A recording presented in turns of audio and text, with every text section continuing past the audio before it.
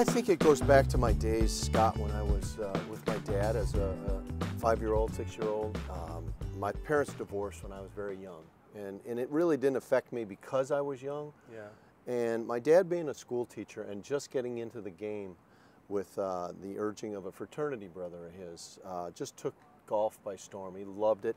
And so in the summers, when he had me on weekends and sometimes 3, 4, 5 days in a row, we'd go to Grandma's house and he'd say, "Hey, I'm playing in a tournament. You're caddying for me, Stevie."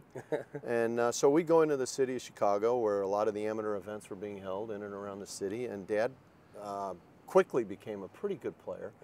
Yeah. Probably about 5, 6, 7 handicap at that time. He knew he could break 80 and he wanted to compete. I think it was his competitive nature that led him to take golf a step up and play competitively. And so I pulled his pull cart, Scott. Okay. I was old enough, and the rounds were so long, 6 hours. Yeah. I mean, we were out there all day. I remember, gosh, the Cook County Amateur at Columbus Park, which was a 9-hole course. You would play a hole and you'd sit on the bench for 2 groups every hole. Yeah. So it was a nice way to get introduced to actually being around the game and caddying at the same time. Yeah.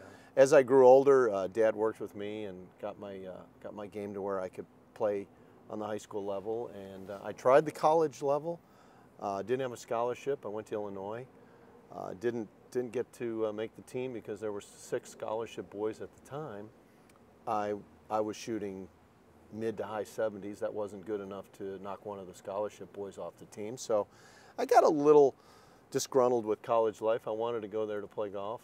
I should have transferred, but I loved Illinois so much, wanting to be there. But I got to a point in my sophomore year where I was pretty disappointed in not only myself, but in the fact that I was letting my dad down by not doing my schoolwork. And I just felt that it was time for a change, and I called him. And this was after, at the beginning of my sophomore year, I went to a little tournament in Robinson, Illinois, at the behest of a friend of mine who I used to caddy with at home at Hinsdale Golf Club. And he said, "Hey, Steve, there's a tournament the tour runs in a little town called Robinson.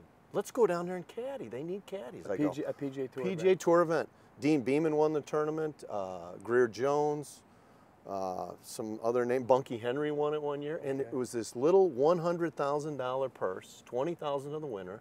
And my first ever tour event was the Robinson Classic in this town of 7,000 people. That I think 2 things in town really fed the town's economic structure, other than the farming industry. Was there was a Marathon oil refinery there, and there was the Heath Candy Bar Company. So if anybody's ever had a Heath Candy Bar, they know it came from Robinson, Illinois. Okay. So here's this tournament at Crawford County Country Club, and I caddied in it in 1971.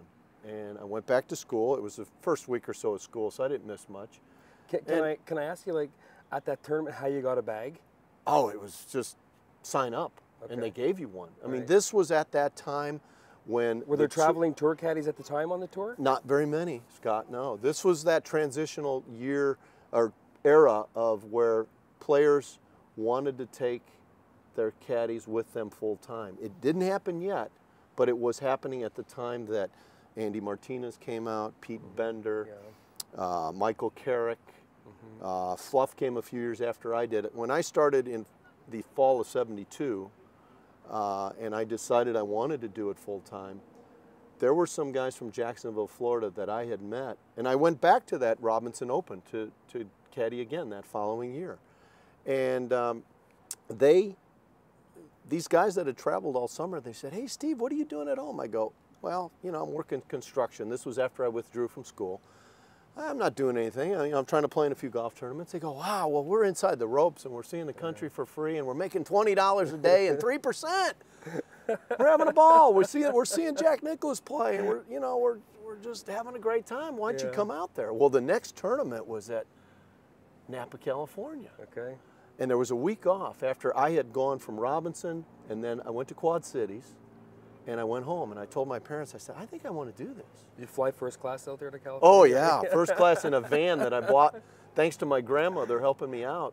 The family electrician was selling his camper van, 1967 Dodge. No way. So Grandma financed me, and off I went, driving 2,000 odd miles out to Napa. What'd your folks think when you told them you wanted to They said good luck. They were behind me. They thought this was going to be my thing. How old were you at the time? I was 20. Okay. Yeah. And then I had not yet turned 21. You know, and we talked about it the other day a little bit, and you told me that you did it for a number of years and then you stopped. Right. Well, at that time, Scott, I really fell in love with caddying on tour. The end of that year, 1972, the real avid fans will know that was Ben Crenshaw's first win at Wood Lake in San Antonio, and I slept on Gorgeous George's floor he was paying, I remember the hotel, Steel Motel, $2 a night, and I'm sleeping on the floor because I didn't have that kind of money. I didn't have $2 a night for a motel room. So I'm on the floor, and Ben beat George Archer in a playoff. Okay. And I worked for a guy named Dave Haberly. Dave ended up becoming a PGA of America pro in Minneapolis, but he tried the tour at that time. He was my first job, who actually let me go from week to week. Right. So the last 5, 6, 7 tournaments of that season, I was on. And I actually ended up in this town working at the team championship that Mr. Nicholas owned for 3 years. Okay. Yeah.